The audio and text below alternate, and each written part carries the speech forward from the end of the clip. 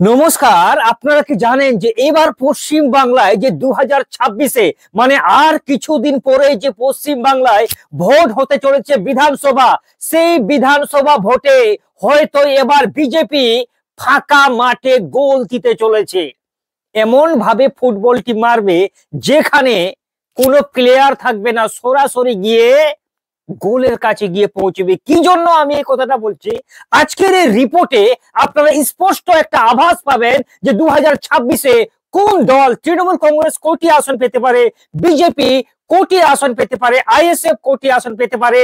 আর বর্তমানে রাজনীতির একটা বিশাল বড় পরিবর্তনের চেষ্টায় আছে হুমায়ুন কবির, যিনি ইতিমধ্যেই শপথ করে নিয়েছেন যে তার যে ইচ্ছা একমাত্র মমতা ব্যানার্জিকে পশ্চিম বাংলার মঞ্চ থেকে হটানো এবং সংখ্যালঘু যে ভোটের কোটাটা আছে তিনি তার পালে নিয়ে আসার জন্য প্রাণপণ চেষ্টা করছে।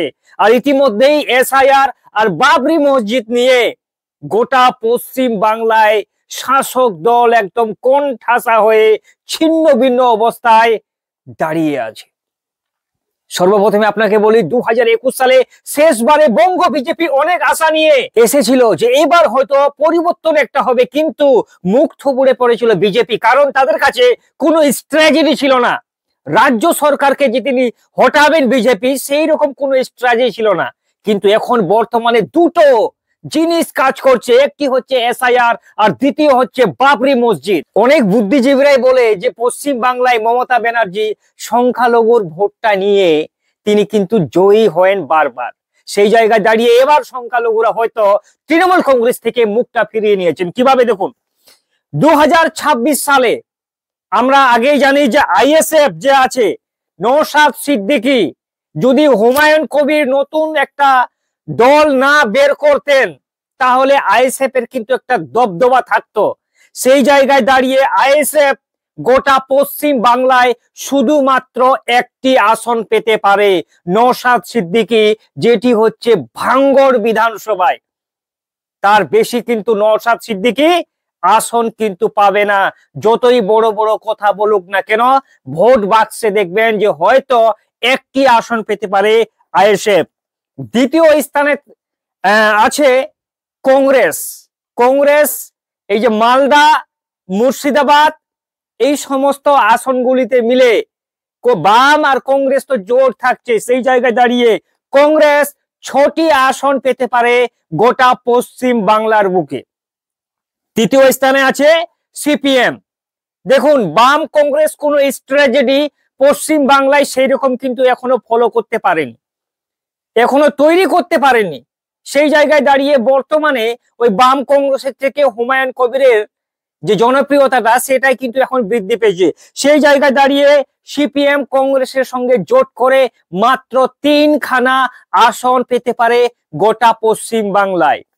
4 নম্বরে আসি, হুমায়ুন কবিরের নতুন দল কোটি আসন পেতে পারে, যেটা গোটা পশ্চিম বাংলায় একটা আলোড়ন সৃষ্টি করেছে। আপনাকে বলে রাখি, হুমায়ুন কবির যে তিনি ইতিমধ্যেই 135টি আসন আছে পশ্চিম বাংলায়। এমন পশ্চিম বাংলায় 135টি আসন আছে যেই আসনগুলিতে হুমায়ুন কবির প্রার্থী দেবেন। আর এই প্রার্থী দেওয়ার ফলে মুসলিমের ভোট কোটাটা সরাসরি কিন্তু অধিকাংশ তার পালে টানবে হুমায়ুন কবির। আর 2-4টা জেলাতে পারুক আর না পারুক, এই মুর্শিদাবাদ থেকে 22টির মধ্যে কম করে হলো 10টি আসন পেতে পারে হুমায়ুন কবির। হ্যাঁ, পশ্চিম বাংলায় তো তিনি মুখ্যমন্ত্রী হতে পারবে না এটা ঠিকই, কিন্তু অনেকটি সিট তার পালে কিন্তু তিনি টানতে চলেছেন 2026-এর বিধানসভা ভোটে। এবার আসি আসল জায়গায়, যে তৃণমূল কংগ্রেস ভাই 2026 সালে কোটি আসন পেতে পারে। আপনাকে বলে রাখি, এই যে আমি কিছুক্ষণ আগে আলোচনা করলাম, 135টি আসন যদি হুমায়ুন কবির সেই সমস্ত বিধানসভাগুলিতে বেছে বেছে দেয়, যে সমস্ত বিধানসভাগুলিতে মুসলিম অধ্যুষিত এরিয়া, সেই জায়গায় হুমায়ুন কবির জিততে না পারলেও মুসলিমের ভোট পার্সেন্টেজটা বেশ কিছুটা তার পালে টানবে, যেটা অনেকদিন ধরে কিন্তু তৃণমূল কংগ্রেসের কাছে গিয়ে পৌঁছতো। যদি সেখানে 5% ভোট তিনি টানতে পারেন তাহলে তৃণমূল কংগ্রেস ওই যে 200 গন্ডি পার করতেন প্রতিবারে, এবার কিন্তু সেটা হবে না। 2026-এ হয়তো তৃণমূল কংগ্রেস 152টি আসন পেতে পারে। তারপরে আসি যে বিজেপি ভাই কোটি আসন পেতে পারে। এই যে আমি প্রথমে বললাম না যে এবার দেখবেন যে পশ্চিম বাংলায় হয়তো বিজেপি ফাঁকা মাঠে গোল দিবে। একদিকে কংগ্রেসের লড়াই, একদিকে আপনার তৃণমূল কংগ্রেসের লড়াই, আর একদিকে হবে হুমায়ুন কবিরের নতুন দলের লড়াই। সেই জায়গায় দাঁড়িয়ে সংখ্যালঘু ভোটটা ছিন্ন ভিন্ন হবে, আর বিজেপি ঠিক সুযোগ, ওই যে বললাম না ফাঁকা মাঠে গোল দিবে, সেই রকম কিন্তু পশ্চিম বাংলায় হতে চলেছে 2026-এ। বিজেপি যদিও ম্যাজিক ফিগারে পৌঁছাতে পারবে না, 147টি আসন 48টি আসন যদিও বিজেপি পাবে না, তবুও কিন্তু বিজেপি 2026 সালে টেনে হিচড়ে 122টি আসন পেতে পারে।